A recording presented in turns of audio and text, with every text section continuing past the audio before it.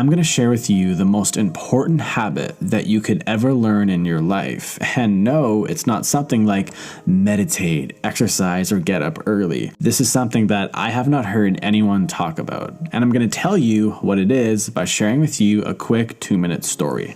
This is Tom, and Tom has told himself that 2019 is going to be the year where he finally gets his life together. So on New Year's Eve of 2018, he sits down and he writes out all of his New Year's resolutions, and he writes things like exercise, eat healthy, and get up early. And as Tom is writing all of this down, he is getting really excited, and he can almost feel all the newfound energy that he's going to have. And he even becomes proud of himself just for thinking of doing all these things. So the new year comes around and Tom starts off really strong. He's working out, he's getting up early, and he looks and feels a lot better. But one day, after a long day at work, he didn't really feel like going to the gym. It's not good to work out when you were tired, Tom would tell himself. So he decided to go home. And when he got home, he didn't really feel like eating that big bowl of salad. What he felt like eating was a great big juicy burger. And again, Tom told himself that,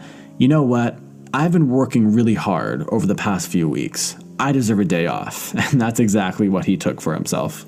And over the next few weeks, Tom's good habits started to slow down. He started to sleep in a little bit. He would skip a gym session here and there. And then fast forward another few weeks, and almost all of Tom's good habits are gone. And he basically ended up exactly where he started. Personally, I can totally relate with Tom, and I'm guessing at least some of you probably can too. And the question is, why did Tom not stick with his good new habits? And the main reason why Tom and why most people don't stick with good new positive habits is because they don't possess the most important habit, which is something called commitment. And the definition of commitment is an engagement or obligation that restricts freedom of action. So that means you no longer have the freedom to do anything else once you commit to something. So you might be asking yourself, well, how do I really get this commitment thing? And there honestly isn't a really simple answer to this, but the best answer that I can give you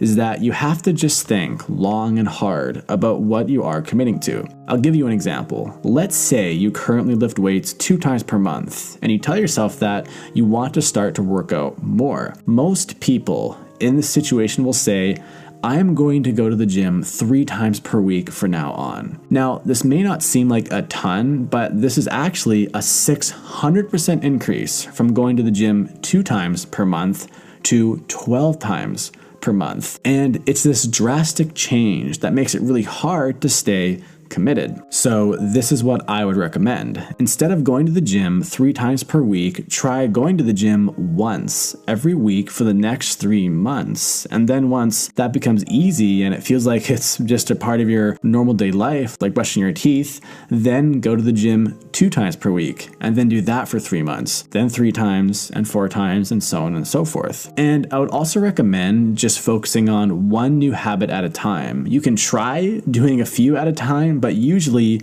you'll end up exactly like Tom. But if you really do feel like you can take on more, then go for it. But the key thing here is to always stay committed. It's really important to never ever go back in your commitments, because if you cannot honor your commitments, you simply won't get to where you want to go in life. Creating great habits is kind of like building a house. Imagine that all of your habits are like bricks that you stack on top of one another, and the commitment is like the glue that holds all the bricks in place. It's kind of fun and easy in a way to just kind of stack up bricks on top of one another, and then we imagine this amazing looking house that we are going to build.